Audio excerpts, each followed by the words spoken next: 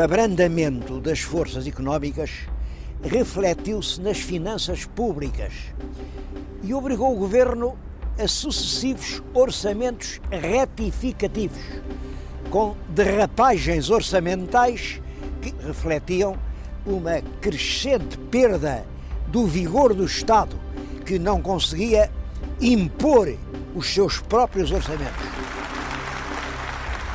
Uma hostilidade generalizada dos instrumentos de opinião, em particular da imprensa, influenciou muito os resultados das eleições autárquicas de dezembro de 2001. Nessas eleições, os autarcas do PSD obtiveram vantagem sobre os autarcas do PS. O primeiro-ministro António Guterres interpretou esses resultados como uma perda de confiança política. Por isso mesmo, pedirei ao Sr. Presidente da República que me receba para lhe apresentar o meu pedido de demissão das funções de Primeiro-Ministro, querendo com isto contribuir para a criação de uma situação que permita um pleno restabelecimento da confiança entre governantes e governados. De harmonia com a disciplina estipulada na Constituição, o governo passou então à condição precária de puro governo de gestão, isto é, governo que se ocupa só da administração corrente, das coisas simples. E é durante esse período do governo de gestão que Portugal conhece uma das mudanças mais visíveis de todo o seu processo histórico. O escudo, que era a moeda nacional desde 1911, é substituído pelo euro desde o dia 1 de janeiro de 2002.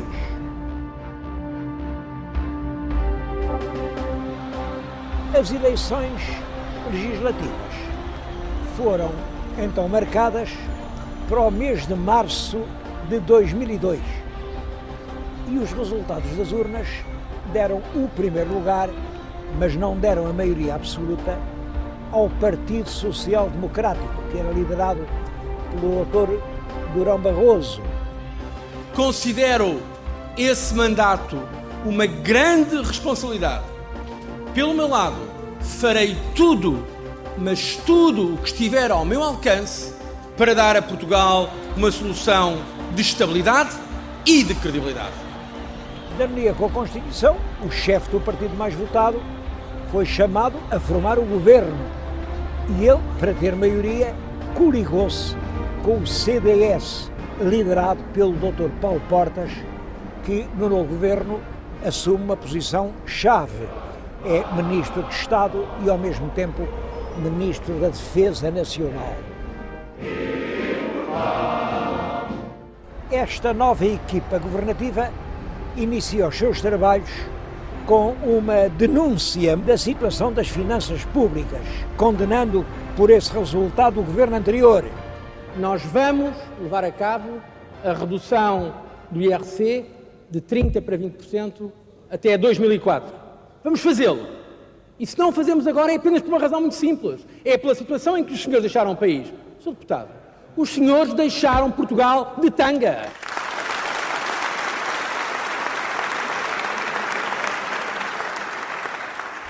E há muitos portugueses que se interrogam sobre qual seja o grande projeto nacional que deve constituir a razão de ser da nação portuguesa.